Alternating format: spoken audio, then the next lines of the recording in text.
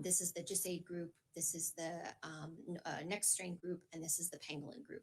And we brought them together with our virus evolution working group, members of our virus evolution working group, and ECDC and NIH and US CDC.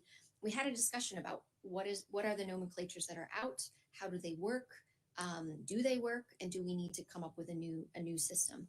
The discussions progressed in terms of deciding on how we classify mutations, which are easy because those are individual changes in the sequence and in the as the virus evolves. And then what is a variant of interest, which means it's something we need to pay attention to and do more studies on to understand the impacts on transmission, on severity, and on any potential impact on diagnostics, therapeutics, and vaccines, as well as naming variants of concern. So we made progress on those discussions. We don't have an answer yet. I was really hopeful and naively hopeful that we could come up with a very simple solution. We've had incredible suggestions, and my Twitter thread or inbox or whatever it's called. Sorry, I'm not cool with Twitter yet, but that is all full of suggestions around using, like hurricanes or using, names of individuals. So we're looking at ways in which we can name these variants of concern so that we can explain them publicly. And we want to completely avoid calling the country X variant or country Y variant. There are very important stigmas associated with that, and that needs to be avoided. We will say the variant that was identified in the United Kingdom or first identified in the United Kingdom or first identified in South Africa, but that should be celebrated and encouraged because countries are putting in the surveillance. They have not only epi surveillance where they're noticing a change, they have genomic surveillance that they've built over time, and they are willing to share this information with us in real time. And countries should not be punished for that. So please, if you are out there and you are someone who is speaking about this, please do not say UK variant or South African variant or Brazil variant or South Carolina variant, whatever that may be. Let's try as best we can to avoid that because it really has implications, negative implications, and we can do better. So we will keep you informed. We have another meeting that we're planning for, I think, very early next week to kind of progress that discussion, and we will give a readout as we come to some decisions on that. Thank you so much, Maria. And sorry, Mike, I jumped off. I didn't give you the floor to tell us your views, your views on this encouraging situation. Sure. Well, people have described these epi curves like, mountains where you go up one side of the mountain and it takes a long time to come down the other side. So this mountain is strange shaped. We've got up here fairly quickly, but it's going to take a little while to get down. And we're going to have to watch our feet as we move. And I would say that when you look at the change here, like we were going well over 5 million cases a week. We were heading towards 5.5 million cases a week. It's great. We're down to 3.7 million last week. It's still an awful lot of people. So let's be careful. The rain has eased, but the sun's not out yet. And we just need to be really wary at the moment. And I think this idea of following through and there will be natural calls. People are tired and they're locked in. But we need to follow through on all the other things. As I've said before, lockdowns and stay-at-home orders are essentially we're quarantining everybody because we don't fully understand where the virus is in our communities or the transmission is very intense. And in a sense, as the UK have used this term, and it's a useful term, that in a sense, these are kind of circuit breakers. You're trying to break the circuit of transmission, but they're blunt instruments, and it has a big economic effect. It has a big social effect. So as we get through and the numbers start to ease, we've got to go back to doing our contact tracing. We've got to go back to ensuring that contacts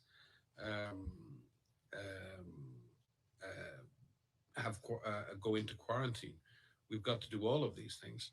We've got to make sure that we ourselves as individuals continue to wear masks. We continue to avoid crowded spaces. We continue to make sure we're in properly ventilated spaces. All of those things, because that's what's worked. And if we look, you were discussing the variants. The variants are important. It's really important that we monitor the emergence of variants. But it's also clear that in countries, even with the variants, the application of the standard toolbox of measures has really worked well to suppress transmission. So those measures are still working, and people should have confidence in that. We still are in control of our exposure. The virus is evolving, and evolution of the virus is a normal process. It happens. Our job is to monitor that and pick out from all of that noise those variants that might be of concern and make sure that we understand their implications. And we're on this. And so many other scientists around the world are on that with us. And the point that Maria made about stigma is really important. We shouldn't be punishing those countries um, who've been looking and those countries who've been reporting, because we don't know in countries that haven't been looking and reporting whether those variants or other variants are there. And maybe just an interesting anecdote on that. You know, we had the great pandemic of 1918. Uh, which country is associated with that in history, Alex? Spain, right? And we say the Spanish flu. So why did it get called the Spanish flu? Didn't start in Spain. Spain was not the worst affected country. It got called the Spanish flu because in North America and in Europe, because of the First World War, media was suppressed because of intelligence issues regarding the war. So there wasn't, the media couldn't report things that would give an impression that one side was weak or there were so many soldiers who were sick. So there was very little reporting of this influenza that was spreading across Europe. Spain was neutral in the war and its media were open, and the King of Spain got influenza. So the Spanish media reported it. And all of a sudden, there was this huge explosion of this strange flu that was killing people in Spain, and the King of Spain had it. It became the Spanish flu. It has nothing to do with the science of its origins. And Spain has carried that stigma for 100 years. And it must annoy people in Spain. It must really annoy them that this thing that killed 50 million people on the planet is known as the Spanish flu. That hurts. That hurts people. It hurts their reputations. It hurts their sense of well-being. So it's I can't stress more what we have learned from our colleagues in South Africa, in Brazil, in the UK, in Denmark is vitally important information. They should be lauded. They should be praised. They should be held up and thanked for the vital information they're giving us. So I think that's really important. But beyond that, going back to the numbers, I said this before after the summer. Many countries failed to follow through on the measures. We didn't keep it up in terms of our testing, in terms of our tracing, in terms of quarantine, in terms of public behavior and our individual compliance with all of those measures. If we can get the numbers to move downwards and we can reignite some of the activities that we had, I believe we can move towards a more normal situation, especially if the vaccines, as promised, begin to reduce the number of people reaching hospital and we start to see our health system come under less pressure. And within that, over the next, I think we're going to discuss it maybe later, but right now, for me, in many countries, the biggest concern people have is really around their children and what we do in terms of school. Thank you so much, Mike. And you both emphasized those countries that are having strong surveillance system. How is WHO doing surveillance of variants, or how we are collaborating with countries to know what's going on around the world, especially in those countries where maybe they don't have enough capacities to do it on their own? So that's a great question, and it's a question we've been getting a lot lately. How are we improving? How is WHO supporting the world and improving surveillance for these variants? It's a combination of things that we're doing. The first of which is to make sure that we have good epi and molecular testing. You know how you hear us say test and make sure we have strategic testing to know where the virus is. That's where it starts. We need to make sure that countries continue to have a robust system in place to active case finding and cluster investigation, that those tests are used and results get back quickly, first and foremost, for public health action, because what we want to do is break chains of transmission. But in the epidemiologic surveillance and all of these figures that you see with the numbers going up and going down, within that, you look for trends and you look to see, is the virus moving around as if we would expect? Is there an increase or a decrease like we would expect with the interventions that are in place? And if there's anything unusual, why is that happening? Is there a breakdown in the interventions that are in place or compliance, or is there something else happening? And in many countries, there is genomic surveillance, testing of genomic sequencing. And that is not, the capacities around the world vary. Some countries have really good genomic sequencing capacities, and others have quite poor, and some don't have any at all. So, what we do to improve genomic sequencing around the world for SARS-CoV-2 viruses is we have a reference system in place where we have labs around the world, our SARS-CoV-2 reference labs, who are able to support other countries. And so what we do is we work with countries to have samples shipped from that country to another for sequencing. But ideally, what we need and what we want is genomic sequencing in countries, in building those capacities in countries. So we are looking to leverage existing systems that are in countries. The primary one is the Global Influenza Surveillance and Response System, or GISRIS, which is 150 labs around the world. 89 of those labs are already doing SARS-CoV-2 sequencing, and we're looking to increase that capacity. So essentially, they have a number of samples that they collect routinely, and some of those can be sequenced for SARS-CoV-2.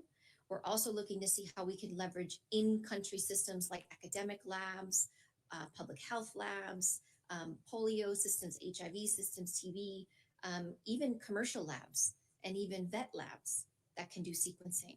And that could be done in country so that sequencing can be improved. Because without sequencing, we don't have the eyes and ears on where these changes in the virus may be. But it needs to go beyond just data collection and just, numbers. We are working with countries, and we have networks in place to look at analyzing that sequence data together with the epi data, together with the clinical data, to do phylogenetic analysis, to really understand transmission and virus evolution.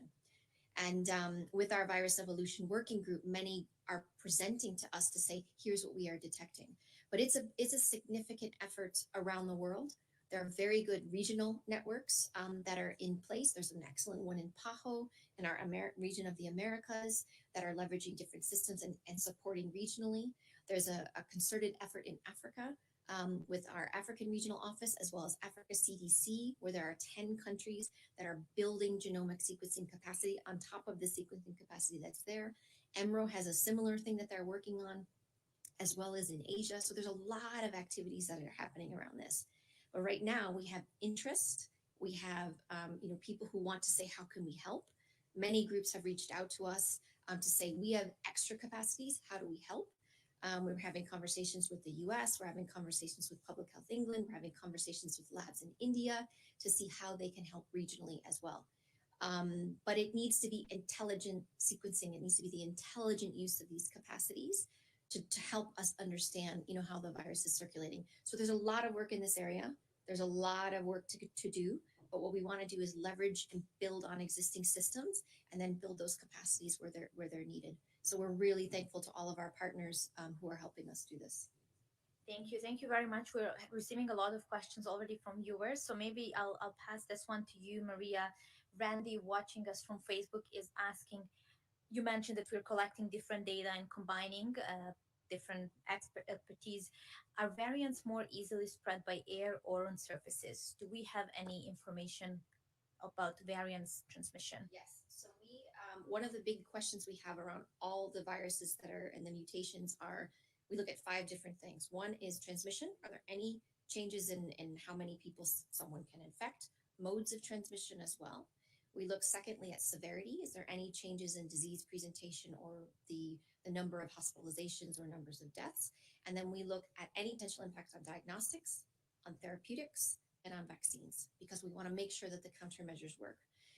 We have had specific discussions with researchers in the United Kingdom, in South Africa, in Denmark, in Brazil. We had a global seminar last week, and I do hope that some of you who asked about it last week were able to join that seminar, where we specifically spoke about transmission. And we had questions that were asked, are the modes of transmission different? So this is still a respiratory virus. It still spreads from one person, from me to you, and it goes through the air. And there are droplets, there are aerosols. So these are particles of different sizes. And it primarily is spreading the same way. This virus can contaminate surfaces. It's one of the ways in which it can, which is why we make sure we clean our hands and we don't infect ourselves by touching our eyes, nose, and our mouths. But the ways that this virus transmits is the same. And therefore, we were looking at the interventions that are in place. We've asked specifically of the countries where these viruses are circulating, they haven't changed their recommendations. And as we said previously, incidence and case numbers are declining. So the measures work. But it's important that we continue to do it all. We can't focus overly on one measure. We have to do our hand hygiene. We have to wear our masks. We have to open the windows or be in a good ventilated room. We have to avoid crowded spaces. We have to distance. We cannot forget physical distancing. It's really, really critical, even in addition to all of these other measures. So do it all. Please continue to focus on the measures that keep you safe and keep your loved ones safe. So that's a really important point. So far, the data is showing us that it transmits the same way. We're continually watching this. If anything changes, we will make sure that we update our guidance and we will give advice. We'll issue advice very, very quickly. Thank you so much. You both shared the encouraging news, but you also warned us there's still over 3.7 million cases this week or last week. Mike, maybe you can answer to this question. Maria said we need to do it all, and I assume the governments as well need to continue with strong measures in place.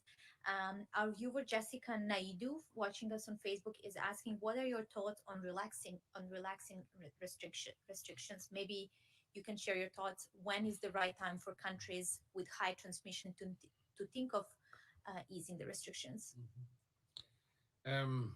I think that decision can really only be made on a country by country basis, because as we've always said, it really is about how intense the transmission is in your country.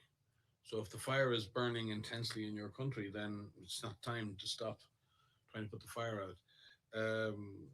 So I think it's down to each and every country. And then we need to, as those numbers drop, the real issue is, as the numbers drop, are people sticking to the personal behaviors that would allow us to maybe, because when you talk about restricting the measures, I don't think people mind wearing the masks. And I think people are happy to keep up the issues around physical distance. And that people are concerned when they talk about going back to normal life, going back to work, going back to school, seeing our friends again, having people around for dinner. That's what people mean by normal life. It's not about we want to stop washing our hands. I think at this stage, if you have to wash your hands once a minute and you have to wear, you have to wear your mask in bed, I think people would nearly say yes if that means we can get back to our normal lives. So I think we need to separate what people see as relaxing restrictions. We are not going to be able to relax our personal alertness and our personal measures to protect ourselves and our families. We're going to have to keep up significant measures around hygiene, around mask wearing, about avoiding overly crowded spaces. And I think that's going to be for the foreseeable future. The question is whether some of the other factors in our society the other things we want to do can be brought back online, brought back on stream. And for me, the most pressing one is the education of our children, and whether or not we can bring schools back online, because our children are missing out. They're missing out socially, they're missing out educationally, they're missing out. And they're paying a heavy price. And a lot of schools in the Northern Hemisphere closed at the Christmas break and have not reopened. And kids have been shot back into online learning. And I think many are struggling in that environment, and those that don't have the resources are struggling even more. So there's a deep inequity in that.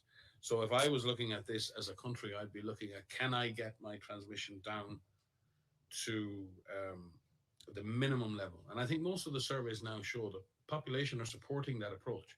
Nobody wants to take a chance of opening up too early and then bouncing back in. I said it, and we said it many times, the worst situation we could get ourselves into was to yo-yo between extreme lockdowns and absolute openings. And I think we're learning that this is not comfortable, going from like everyone does what they want to nobody can do anything. And I think we're going to have to find a balance. I would focus on advising governments to get the numbers down as low as you can. Ensure you expand your testing. expand your cluster investigation, get your contact tracing working again, get in control of the transmission, know where it is, and then consider then asking communities, which do you prefer to reopen? Are schools or I don't know, sporting events? I mean, and I think most people will choose to get back with schools first, and then we see where we are, and then we can look at other things. But I don't think you can have a discussion right now about going back to normal mobility. And the one thing that we've seen in the data is that once populations mobilize and become mobile, and if you look at the way the disease tracks, mobility data in society tracks very well with the incidence data. When people start to get mobile again, and that means mobile and start to engage with each other again, the numbers tend to go up. If we can get people to mobilize and engage with each other in a more safe way, taking the precautions that they need to take, then maybe that won't happen. But each and every time communities and societies have mobilized, we've seen the numbers go back up. And we need to avoid that this time around, especially, and I think most especially, because we now have vaccines coming online. So before you could say, well, we have to do that. But now we have the opportunity to protect those who are vulnerable and the frontline workers. So I think we can go that extra mile to keep transmission low. Because if we do that and then we can protect our most vulnerable people, then we reduce the pressure on the hospitals. And then there's a different discussion around opening up. Because the opening and closing of society will not need to be totally informed by the pressure on the health system or totally informed by how many people are going to die. It becomes easier to have that discussion because the price you pay for opening up won't be measured in buybacks, because that's essentially what it's been. You open up and lots of people get infected. But at the end of that cycle, it's infection, hospitalization, and death. And we've paid a price as a society in not being in control of the disease, in opening up and seeing that endpoint. Now we have vaccines who can protect against that end, the severe cases, the hospitalizations, and the deaths. And if we can use vaccine properly and prevent that as an outcome, then we can be a little bit more flexible in how we open our society because we are not dealing with that horrific consequence at the end. We're not paying that awful price for opening up. So I do think the two things are linked. And again, that comes back to the equity issue because we need to give that protection to all vulnerable people in the world, to all frontline workers, to give each society the chance to open up with some level of fairness. So if we're going to have opening, which I would love to see, I believe it's going to be impossible to bring that opening until and unless we can deliver the minimum number of doses of vaccine to all countries that mean they don't have to pay the consequence and the price of opening, which they'll have to do because of the economic situation. And I think that's where these things all connect, and everyone's got used to the complexities of this. Everyone's become an amateur epidemiologist. I'm amazed at how much knowledge people have around variants and other things. And I think what people have learned in this is there are trade-offs, real trade-offs. You make one decision about opening or closing, that affects your health system. You make one decision about who gets vaccine, that affects who dies. All of these things are linked, and we need to be smart and understand that we need smart decisions that look down the line and say, what are the consequences of this decision today? And each government, I think, is genuinely trying to do that. They're genuinely trying to chart their way through this very complex set of social, health, economic trade-offs. For me, if I want to see the light, really see the light at the end of the tunnel, that we're going to make this, the signal to me will really be that we can get our act together on sharing vaccines. Because that is the signal that we collectively, as a society, are going to protect the most vulnerable and ensure that the consequences of opening our societies are not going to result in death. And if we can do that, then I think we'll be a better society overall. And everyone can begin to open together and we can come back online together, not in a way that keeps economies and societies, leaving them even further behind. Because much and all, as we've had a huge economic impact in developed countries, many of these developed countries can take that. They will recover. But some developing countries were already in trouble. They're already far behind, and they're going to fall further behind. And we can't afford to let that happen because that has consequences. That has consequences in forcing migration. It has consequences in conflict. It has consequences in radicalization. It has consequences in basic human rights. This is not, this is something that does have genuine long term consequences. So, again, I'm sorry for going on about the vaccine equity issue, but I think we're going to be judged by this. And it also is not just an ethical issue. I think it's a practical issue. If we want our societies open, if we want to be on the journey to normalization and normalizing the way we live, then we've got to be fair about how we distribute the means to live normally. And right now, the unequal distribution of vaccines means that not all societies are going to get an equal chance to come back online. And that's simply not fair. Please, Right, Maria. because I think it's really, really critical. I wholeheartedly agree with everything Mike said about vaccine equity, and we're in a real pivotal point right now to see how we turn these words into reality and how we actually carry this out and make sure that everyone who needs a vaccine, that are most at risk, most vulnerable, receives it in all countries. But I want to come back to the school issue because I think, we have to remind ourselves we've been in this situation before where transmission is coming down in many countries. We should not forget how we got out of that. And we should learn from, quite frankly, mistakes and things that we did well, things that we did wrong, and how can we do better this time. Schools, it isn't all or nothing. It isn't all closed or all open. And maybe that's obvious, but it feels very much in a lot of the discussions that it's either you are open or you are closed. You are in non-lockdown or lockdown, and this yo-yoing back and forth. But there is a calibration that is happening where countries and decision makers are really prioritizing which sectors need to be opened up first. And schools are incredibly important for the obvious reasons of why schools are important for children and adolescents, for their education, for their mental health, for their safety and security.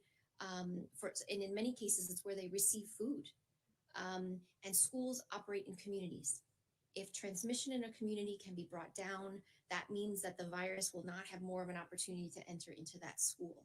But I think it's about prioritizing which is the most important aspects of societies to open up.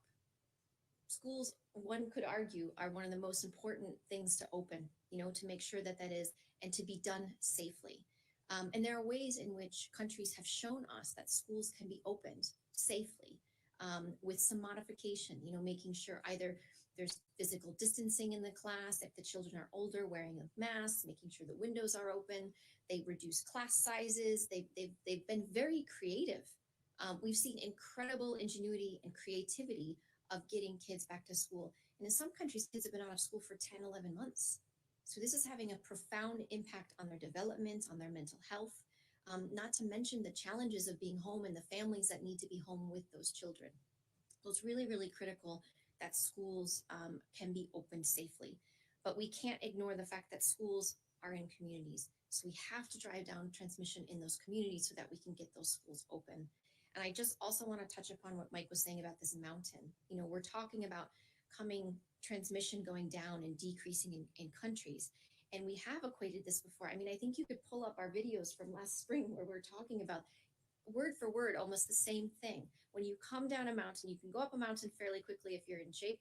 But when you're coming down a mountain, you need to be careful. You need to go slow and steady and in a really controlled way. This is how societies need to think about opening up. It's still too soon in many situations. It's not the time to let up, but coming down and opening up in a slow and a staggered way, using the data that is coming from all of these systems that have been built, using the time to continue to surge your workforce, your supplies, your hospital beds, the capacities for contact tracing and testing, that should still be increased across the world, because that's not only going to benefit SARS-CoV-2 and COVID, it's going to benefit any infectious disease. And those systems, this is about building back better. This is part of that. We need to come down that mountain slowly. It's a good sign, but we can't let up. And so I think just, this is not a matter of days. It's a matter of weeks to months, and looking at, okay, how is it going? And as Mike just pointed out, how is it going? And then reassess, is this working? Can we open up a little bit more? We've seen many countries prioritize certain sectors and then say, Maybe I can't have 100% of workforce go back. Maybe we start with 20%. And then we look at how transmission is happening in the community, but also how are we supporting that workforce? What is the monitoring system within that workforce for testing or for health or for information? How do we make those workplaces more safe? Then we open up a little bit more, and then we assess, and then we open up a little bit more. If we do it too fast, we will rebound, and we need to avoid that, and we need to learn from what happened a few months ago, because COVID, SARS-CoV-2 can be controlled with the tools we have now. Vaccines and vaccination programs that are coming online are an incredibly powerful additional tool, but we just need to stay the course. Thank you, Marianne. Here is a question from Anthony Massini. If vaccines are not, if vaccine will not be able to slow the spread of the virus, then what will bring the transmission rates down? We can't social distance, wear mask, etc. forever. Well, that's a great question, because there are a lot of studies that are, the vaccine studies are underway, and the endpoint that they're looking at is the development of disease and severe disease and death. And that's the primary endpoint they're looking at. And we have many safe and effective vaccines that are coming online. Those studies have not really looked at transmission, but they will start to look at what is the impact on transmission. We don't have those results yet. Having said that, we do have the tools that can reduce the spread now. And it will not be forever. We will not be in this situation forever. And I think that's important to say, but we don't have an exact end date. People want to know, when is this going to be over? Do you know? I don't know. We don't have a specific end date, but we know that the more we adhere to these measures now, the closer we are to get to that goal. The more vaccines that are in development, that are produced, the more vaccines that are given to the individuals that need them most right now, which are those who are our frontline workers, those who are most risk for developing severe disease in every country around the world, that gets us closer to that goal. So we have to be patient. We have to stay focused on what we need to do. Please continue to wear your mask. Please continue to do physical distancing for the time being. We're going to be in this for a while, but we can do this together. We're learning through some of our social science work and our behavioral insights work that it's good role models that help us get through the mask wearing and the avoiding of the parties and if we can do that together and model each other's behavior and say, well, I'm gonna do this, and it's socially acceptable for me to keep my physical distance or for me to wear that mask, more people adhere to that. And I think we can all be a good role model here. So please continue to wear your mask, and please continue to physical distance. And as transmission gets under control, things will be lifted, and we just follow the advice, but stay the course. And we need to reach, the idea of eradicating a virus, I said this, I think, before, we've only ever done that once in history, and that was smallpox. And time will tell whether we can ever hope to achieve that with this virus. But we deal with infectious threats in our lives every day. We all know if you leave a ham sandwich out in the sun and you come back 2 days later and eat it, you'll probably get food poisoning. Right? We've all seen the infections that kids get every winter. We've seen influenza and how we protect older persons in our community with flu shots every winter. We don't go into paralysis over these things because we sense that we can manage them. There are risks that can be managed. We can make the food chain safe. We can vaccinate people against flu every winter. We can avoid some of these risks, and we can mitigate those risks. We need to get to a point where our behavior and our countermeasures are good enough that we reach an equilibrium, a kind of a homeostasis. We need to reach a balance with this virus, where this virus is not affecting us, our lives, our lifestyles. It's not taking our loved ones away. The way we do that is protect people with vaccination, develop new therapeutics, make this an ordinary disease. This is an extraordinary disease in how it has spread and how it has taken lives away. We need to make it ordinary. And the way you make your opponent ordinary is you make them look ordinary by doing better at the things we do. I don't think this virus is going away any day soon, but that doesn't concern me. What concerns me is the virus is on top right now. We need to get on top. And if we reach a point where people aren't dying from this virus, if we reach a point where our hospitals aren't overwhelmed with this virus, if we reach a point where vaccines are protecting the most vulnerable, if we reach a point where the vaccines can help push transmission down to very low levels, that's good enough for me, because we can go back and live our normal lives. And this virus will become another virus that we deal with in our biome, in this biologic zone we live in, where there are always threats. And we don't have to see this virus disrupt. The reason why this virus scares us, it disrupts everything. It disrupts our lives, it causes death, it disrupts our families, it rips them apart, it disrupts our society, it disrupts our economy, it disrupts everything. It's a disruptor. We have to stop the virus disrupting, put it back in its box, put it back in the context where it should be. A low level virus that doesn't scare us anymore because we know how to deal with it. We're getting there with vaccines, we're getting there with therapeutics, we're getting there with the measures. I think we can approach more like what is a normal existence in 2021 if we apply all of the knowledge we've learned, all of the tools we've learned. We can get there. And then we'll see when we get there whether we can finish the journey and eradicate. I'd like personally to eradicate measles. I'd like to eradicate polio. And I'd love to put SARS-CoV-2 right in the crosshairs for the same thing. But it's not so easy. And it's not necessary for us to have a normal existence. We don't have to have zero COVID to have normal life. And I think that's very important for people to remember. We can get to where we need to be, and then we'll see where we are and see if we take that step towards eradication. And maybe, as I said, we can throw a few more other deadly viruses in there and finish them off as well.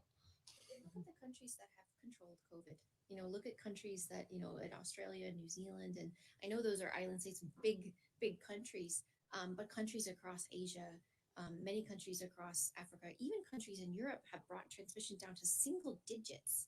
I mean, single digits. These are goals that we can have of fighting against this virus together. And those are really powerful goals for us. And that motivation to get us there. What worries me the most is complacency and saying, well, it's just around, there's nothing we can do, or there's these new viruses, and that is not true. There is so much that we can do, and we have to put up a fight every day. I know people don't like the analogy of fighting and war, but we are in the fight of our lives. The fight is against this virus, not each other. It's not a race against each other of who's going to have the best vaccine. It's about multiple safe and effective vaccines for all the people who need it. It's about how we take decisions every day to know what our risk is and to lower our risk. And that is power that we have, the power of tools, the power of knowledge, the power of governments enabling us to take these actions. It's all of us working together. And to me, that is such a motivating factor. When I see images of sporting events in Australia or in New Zealand, stadiums full, that is what people are aiming toward, is what people want. So we need to stay the course and fight as much as we can to protect ourselves and to protect our loved ones, because every case that we prevents the opportunity for the virus to spread to someone else. You've heard us say before, do everything you can to prevent yourself from getting infected, but if you do, the virus ends with you. Do not give this virus an opportunity to spread to someone else, and you have power to do that. I think the other thing,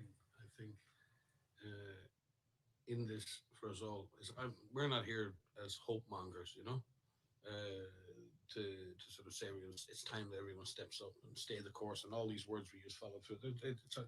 I can tell you I've woken up some mornings and gone to bed some nights hopeless, really. And I've had that experience over 25, 30 years in the field.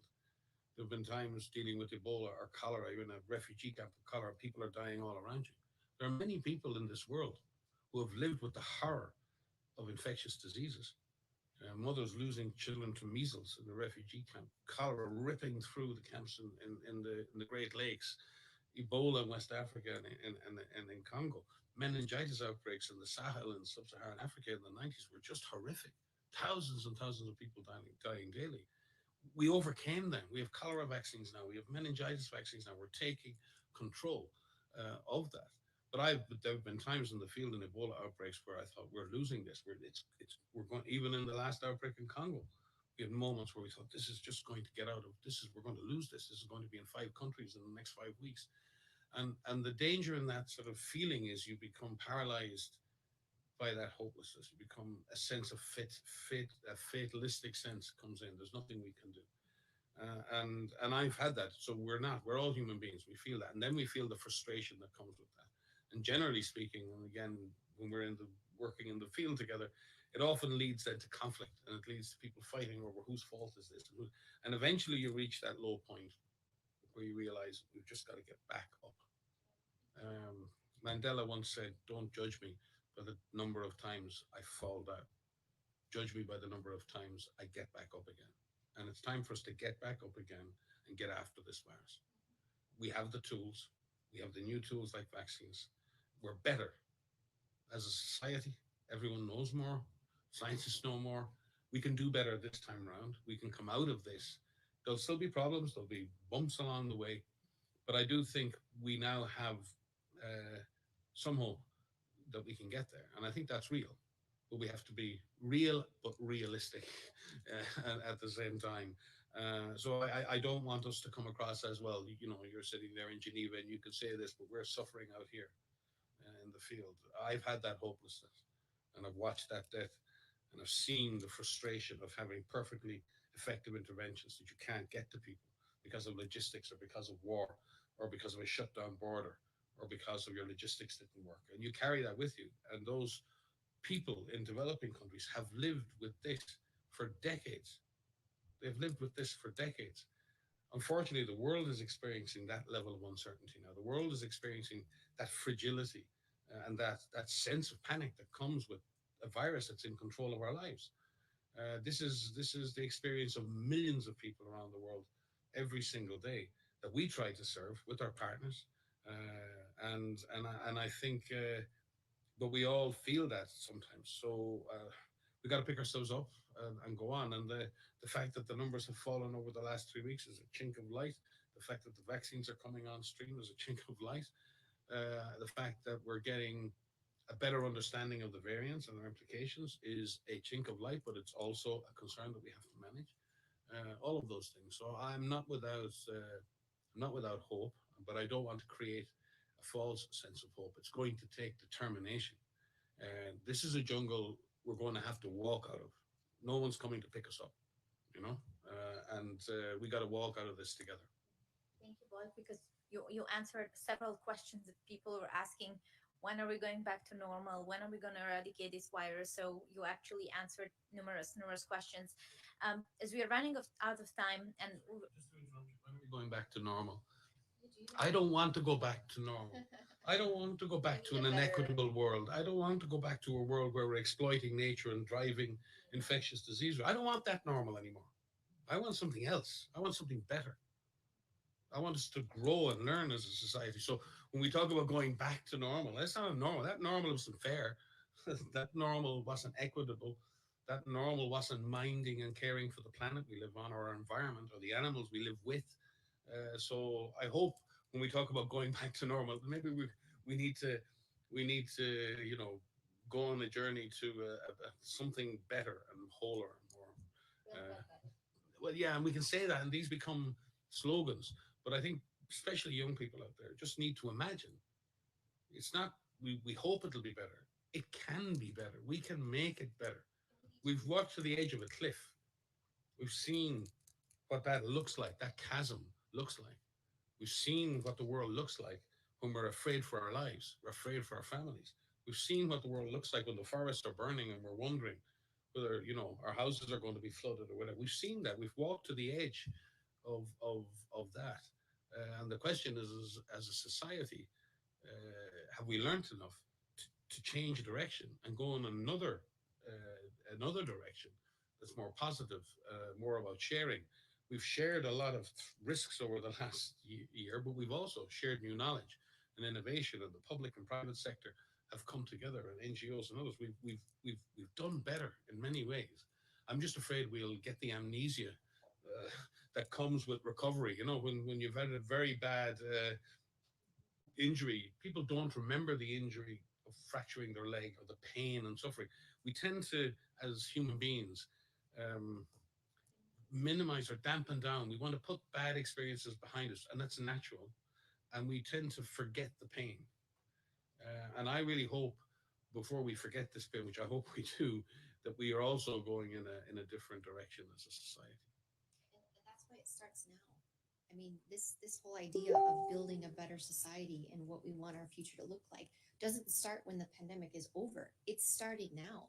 I mean, even in our individual lives, we see the with having to be quarantined, the ability to spend time with our families. For those of us who are lucky to be able to spend time with our families, because many are separated from their families and have been for a very long time. But that time that has been given back is something that's different.